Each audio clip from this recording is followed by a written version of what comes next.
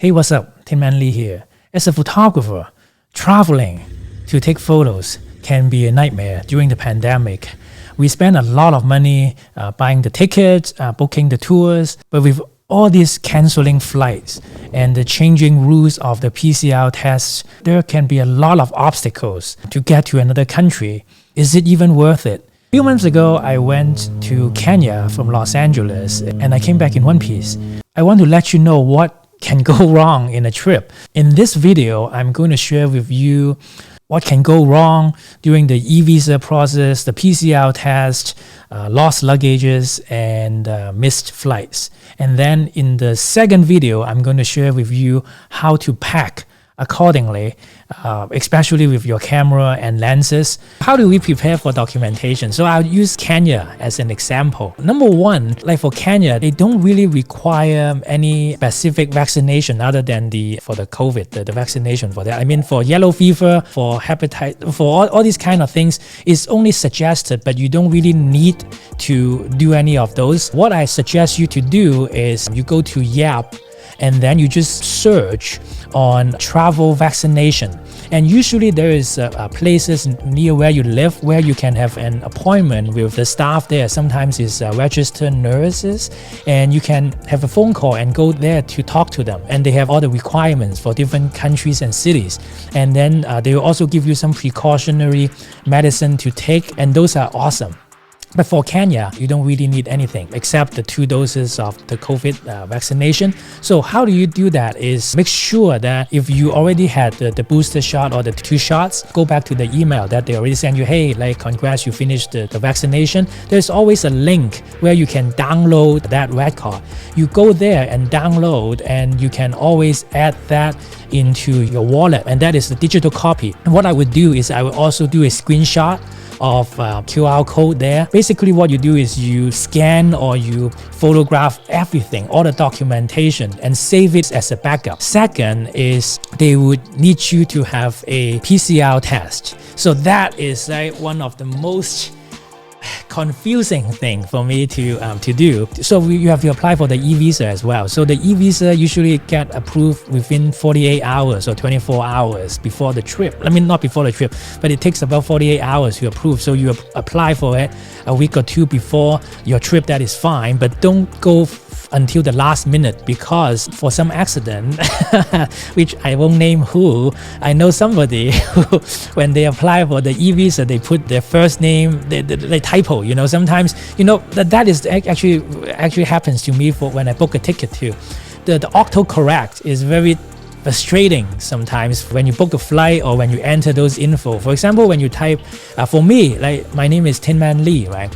Tin and man is 2 words, right? So a lot of the systems you see man as my middle name, but actually it's Tin and space and man. And for my credit card it's Tin Lee. And so when I do this e-visa application and stuff, and then when I click on T, like autofill everything, right?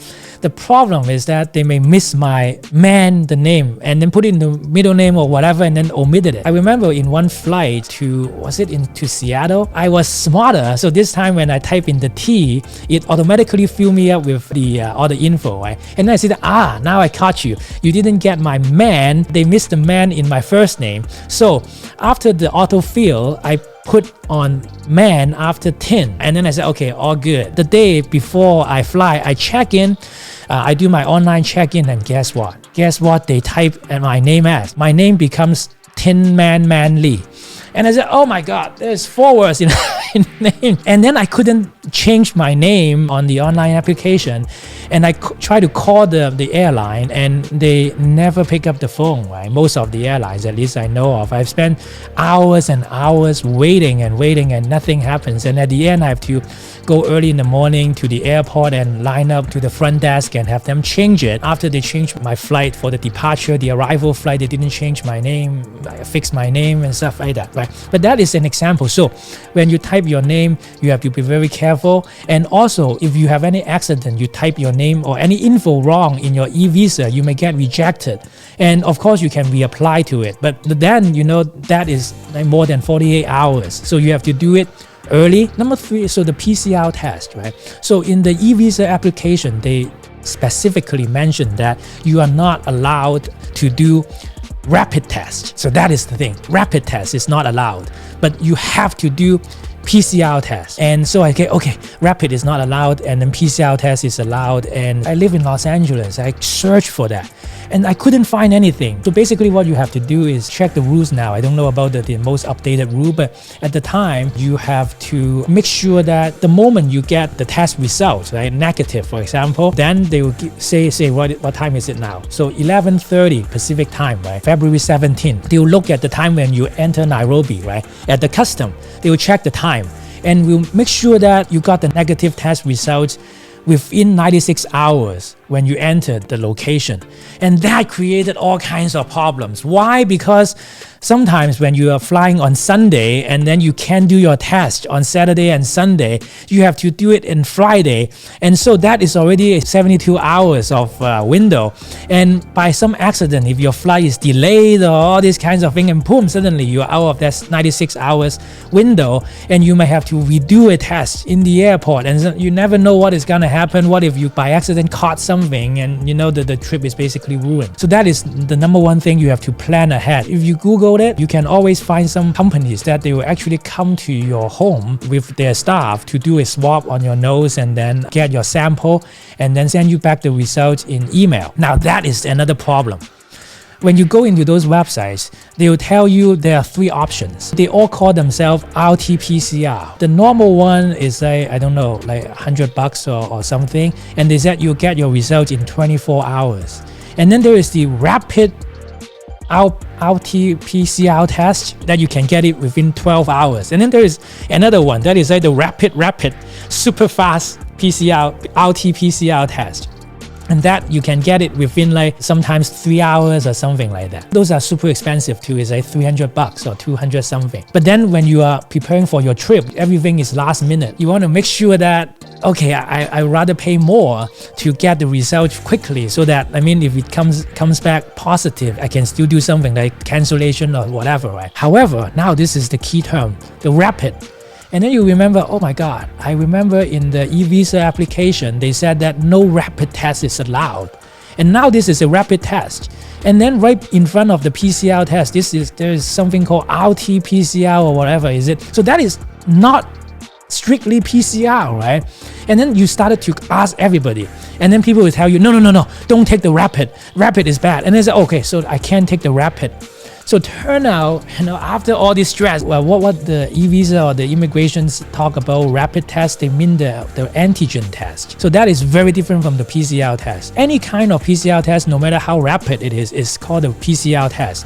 And you are allowed to take it. But if you take the one that you only pay less money, you have another 24 hours, right? So remember in the beginning, there's 96 hours of waiting time, like the window. And if you already spent 24 hours to wait for the test result, then you only have like 72 hours window, and then it just gets shorter and shorter. So I would recommend you to just go for the fastest RT-PCR test. Once you get that, they will send you another QR code, and again you screenshot it and make sure to print it, and don't mess with anything. If you have a color inkjet, color laser printer, or go to FedEx or whatever to print it, all the documents, print 2 copies and put it into different places. I actually bought those Amazon folder so that I don't need to fold my documents, so that when I present it to the immigration officer, it's like nice and clean, right? It kind of shows that you have respect to them, and I think it makes things better instead of like squeezing them into like a pile of tissue paper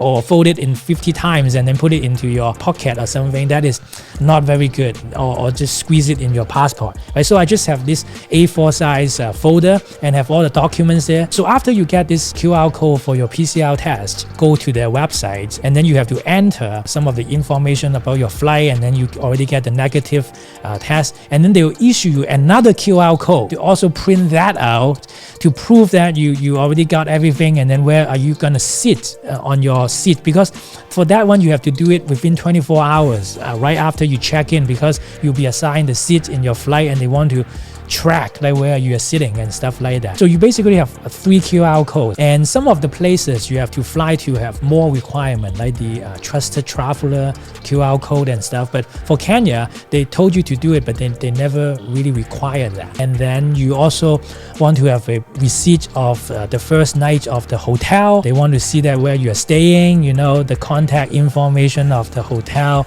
and all these kind of things. So that is the key documentation. Now we get into the next situation, which is when you book the flight. So for example, so assume that your tour is beginning on Sunday, this coming Sunday in Kenya. Most of us have a job. And then you always think about, okay, I'm going to squeeze it. I'm going to work until the last moment. And if the tour begins on Sunday morning, I'll arrive on Saturday evening. Number one thing is you always try to find direct flight. If there's no direct flight, you minimize the stop as much as possible. And then there's chances of missing your connecting flight. And sometimes the tour is going to some really remote places, and if you miss the bus or whatever transportation in the morning, it will be very difficult for you to catch up with the rest of the group or like the tours and whatever. Make sure to book the flight at least 24 hours before the tour begins. Okay, that's number one.